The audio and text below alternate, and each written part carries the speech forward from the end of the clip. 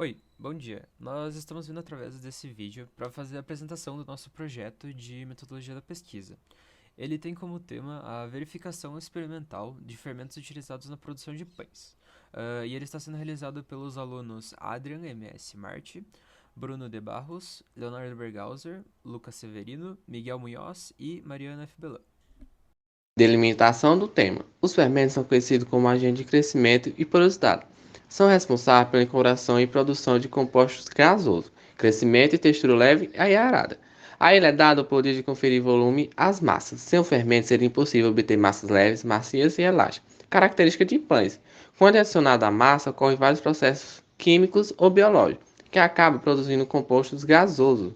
Esses gases expandem a massa dos pães e dão origem a pequenos buracos que a tornam macia.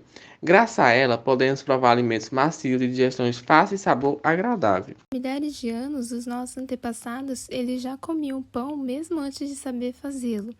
O pão ele surgiu há 12 mil anos atrás, né, com o cultivo do trigo na região da Mesopotâmia, que atualmente é o Iraque hoje. E posteriormente eles acrescentaram alguns ingredientes diferentes: mel, ovos, azeite, suco de uva, tâmaras esmagadas, e assava esse bolo, né, que formava em pedras quentes ou cinzas. No início, o trigo era apenas mastigado e só depois que ele passou a triturado com pedras e transformado em farinha de trigo.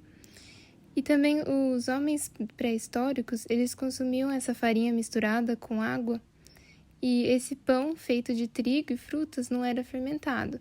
Então, com certeza era duro, achatado e provavelmente muito amargo também. Alguns arqueólogos da Universidade de Copenhague, na Dinamarca, eles acabaram realizando escavações na Jordânia e lá eles comprovaram que se fazia esse tipo de pão com trigo selvagem. Quando surgiu a agricultura, a técnica foi se aprimorando e a fermentação foi descoberta por acaso. Então, por exemplo, alguém esqueceu uma sobra de massa ao relento, né? O que fez que a massa entrasse em contato com as leveduras do ambiente. Então, o fenômeno aconteceu e a massa acabou crescendo. Aí eles resolveram assar e o resultado foi uma comida muito saborosa e de fácil digestão. Bom, Mari, mas como que o hábito de comer pão acabou se difundindo? O pão ele era considerado fundamental no Império Egípcio e na antiga Roma, quando o Império Romano acabou se expandindo por toda a Europa. E foi aí que o hábito de consumir pão foi difundido, né? No Brasil, apesar de já conhecer o pão desde a chegada lá dos colonizadores, né, os portugueses, aqui era muito mais consumido mandioca e biju. Com a vinda dos italianos para o Brasil no século XX, as atividades de panificação acabou se expandindo e o pão passou a ser essencial na mesa do brasileiro. Antes de Cristo já se fazia bebida alcoólica, né? Os babilônios e sumérios, 6 mil anos antes de Cristo, já conheciam a bebida alcoólica de grãos cereais e os egípcios, né? Há 2 mil anos antes de Cristo passaram a empregar a fermentação na fabricação do pão, né? Então, quer dizer, os agentes causadores da fermentação ficaram ocultos por mais de 6 milênios. A descoberta desses seres microscópicos se deu no século XVII com o cientista Anton van Leeuwenhoek, onde ele acabou visualizando através do microscópio, que ele mesmo construiu, né, a existência de seres invisíveis ao olho nu. E posteriormente, no século XIX, o Louis Pasteur provou que cada tipo de fermentação era produzido por um micro-organismo específico. Existem 3 tipos de fermentos: o químico, o biológico e o natural. O fermento químico em pó, ele é o mais duradouro, ele pode ficar na temperatura ambiente, né? Tem validade por 6 meses, e ele acaba passando por um processo industrial e pulverização, que é a secagem que faz virar o pó, que deixa os fungos inertes e sejam ativados quando adicionados ao sistema sem precisar de aquecimento para começar a agir. E ele pode ser composto por bicarbonato de sódio e potássio, que são misturados a substâncias que se tornam ácidas ao entrar em contato com o líquido ou quando são aquecidas. E o pó começa a reagir na hora em que é adicionado, que na maioria das vezes continua enquanto o pão está no forno. Nós temos também o fermento biológico, que são compostos por fungos microscópicos vivos, né? E por esses fungos estarem vivos, faz com que estrague num período mais curto. Então, a validade é de 45 dias, mais ou menos. E tem dois tipos de fermento biológico, o fresco e o seco instantâneo. O biológico fresco, ele apresenta em formato de tabletes ou em grãos, é composto por 70% de água, tem consistência firme, né? E ele precisa ser armazenado em ambiente refrigerado, porque a validade é de 45 dias, né? E pode ser adicionado no final da mistura. E o fermento biológico seco instantâneo, que é formado por levedura Saccharomyces cerevisiae, né? Emulsificante de sorbitana. E a sua produção inclui algumas etapas para tirar a água desse creme de levedura, entregando o produto assim com muito mais concentração de matéria seca. E ele é apresentado em pó, ou granulado e seco, né? E tem mais durabilidade. Não precisa ser reidratado. E a validade é de 2 anos, então pode ser adicionada a farinha no início do processo da mistura. E o fermento natural, ele é feito com os próprios micro-organismos presentes na farinha. Ele é composto pela farinha de trigo e água. E aí a gente acaba esperando alguns dias até formar a massa do fermento natural, né? E vai ficar pronto em torno de 10 dias, mais ou menos. A fermentação natural ela é feita sem adição de fermento biológico ou químico, então é também chamado de massa-mãe, porque pode ser usado em pães, biscoito, pizza e torta. E esses pães feitos com a fermentação natural, ele tem ligeiro sabor azedo, que faz lembrar os pães rústicos, né? E uma principal vantagem para a saúde é que a massa é melhor digerida, porque o processo de digestão já está sendo feito pelos micro-organismos durante a confecção. Então, acaba contribuindo para que exista menor sensibilidade ao glúten, a formação de gases em pessoas sensíveis também. Material e métodos. Receita e modo de preparar da massa de pão.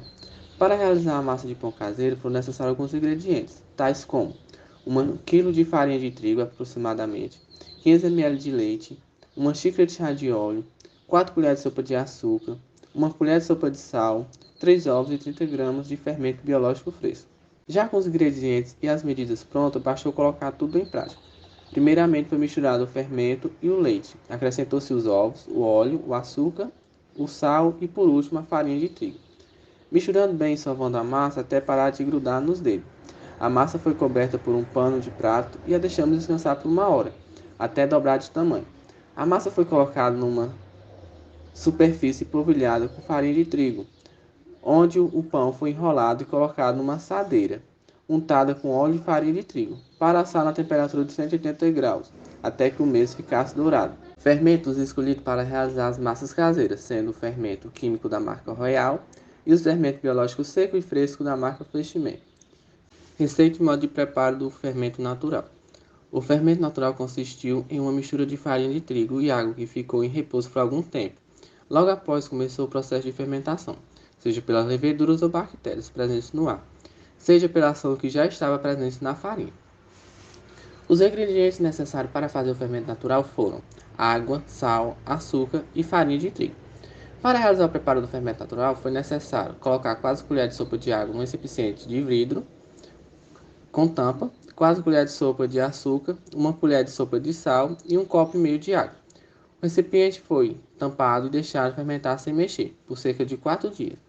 Depois de fermentar, acrescentou-se, pela manhã, novamente os ingredientes, juntamente com 1 litro de água morna. À noite, o fermento foi dividido em 3 partes iguais, sendo que 2 foram guardadas na geladeira e com a outra foi feito o pão. O fermento natural foi produzido em casa, num recipiente de vidro com tampa, para facilitar a conservação e a maturação por um período de 4 dias antes de ser utilizado. As etapas de preparação dos pães seguiram uma sequência lógica. Então, primeiro foi realizada a mistura dos ingredientes, em seguida, num dado de tempo, teve o descanso da massa para ela poder crescer, então foi o crescimento da massa. Em seguida, ocorreu o processo de fermentação, que é um outro fator essencial no quesito sabor. E na sequência teve o assamento, eles foram assados, resfriados, e para depois servir aos avaliadores que acabaram respondendo o questionário de degustação a fim de realizar essa avaliação sensorial. O formulário ele consistia 6 perguntas.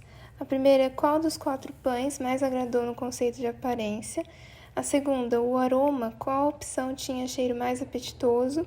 A terceira, quanto à textura, qual que era mais macio, duro, leve ou pesado. A quarta, qual dos pães a pessoa tinha mais gostado. Se ela acreditava que fazer o pão em casa era uma opção viável. E, por último, se ela considerava a prática de cozinhar em casa como uma alternativa para uma alimentação saudável. Resultados. Como os pães foram preparados com os 4 fermentos diferentes e tiveram o mesmo tempo de descanso, a respeito do crescimento das massas, as que utilizaram fermentos que possuíam fungos, sendo eles biológicos, industrializados, seco ou fresco, tiveram um maior crescimento em relação ao tamanho. Já os com fermento natural e químico tiveram um crescimento reduzido. Falando do sabor, o fermento natural era um pouco azedo, o químico deixou a massa dura, e por fim os fermentos biológicos frescos e seco tiveram a massa mais macia, leve e saborosa. Avaliação sensorial. O método para a avaliação sensorial das 4 amostras de pães foi um questionário que continha 5 perguntas, sendo avaliados os atributos aparência, cheiro, textura, sabor e satisfação, sendo que as amostras foram codificadas em letras, sendo elas A, B, C e D, escolhidas de forma aleatória e apresentadas simultaneamente em pratos de vidro, os quais continham amostras dos pães fatiados. Essa pesquisa contou com a participação de 10 pessoas ao todo. Bom, agora os resultados dos questionários feitos para os entrevistados. Com a observação que a cada 10% de aprovação quer dizer que teve um voto computado para aquele pão daquele tipo de fermento. Por exemplo, 10% é um voto, 20% são 2 votos, até o máximo de 10 votos, que seria 100%. Primeiramente, a aparência. Dentre os 4 tipos de fermento utilizados, o que mais agradou aos participantes foi o fermento biológico seco, com 40% de aprovação, e o fresco, com 30%. O que agradou menos no quesito de aparência foi o fermento natural e teve 10% de aprovação. No caso do fermento biológico, pode-se observar um excelente desenvolvimento da massa e um aspecto muito convidativo e apetitoso, como os vendidos da padaria. Com o fermento químico, o pão ficou com uma aparência rústica e teve apenas 20% de aprovação. Já com o fermento natural, a massa não teve um crescimento tão notável e a cor não chamou muita atenção, dando um aspecto de palidez. Com relação ao cheiro, foi possível observar através da resposta dos participantes que o pão feito com o fermento biológico fresco, teve com 40% dos votos, foi o preferido entre os 4, enquanto o pão feito de fermento químico ficou com apenas 10%, sendo o menos preferido, com a margem de diferença satisfatória entre os demais.